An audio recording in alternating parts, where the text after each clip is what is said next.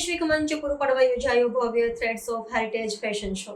ભારતીય ઉદ્યોગ સાહસિકતા વિકાસ સંસ્થાન અને HSBC દ્વારા ભારતીય હસ્તકળાને પ્રોત્સાહન આપવા માટે ભવ્ય કાર્યક્રમ યોજાયો।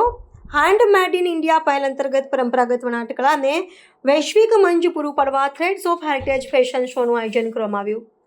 ભારતીય ઉદ્યોગ સાહસિકતા વિકાસ સંસ્થાન અને HSBC બેંકના સંયુક્ત ઉપક્રમે હેન્ડ મેડ ઇન ઇન્ડિયા પરિયોજના હેઠળ હસ્તકલા અને હાથવણાટના પ્રદર્શન માટે એક વિશેષ કાર્યક્રમનું આયોજન કરવામાં આવ્યું હતું।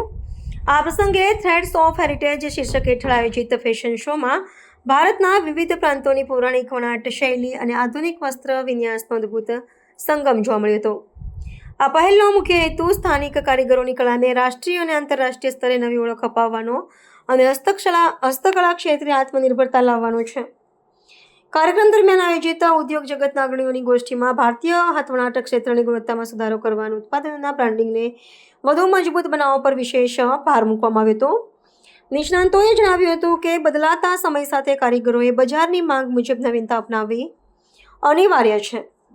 આ પરિયોજના હેઠળ અત્યાર સુધીમાં હજારો વણકરોને કૌશલ્યવર્ધન અને વ્યાવસાયિક માર્ગદર્શન પૂરું પાડીને તેના આર્થિક સ્તરમાં નોંધપાત્ર સુધારો લાવવાના પ્રયાસો કરવામાં આવે છે, જે ભારતીય વારસાને જીવંત રાખવામાં મહત્વપૂર્ણ ભૂમિકા ભજવી રહ્યા છે।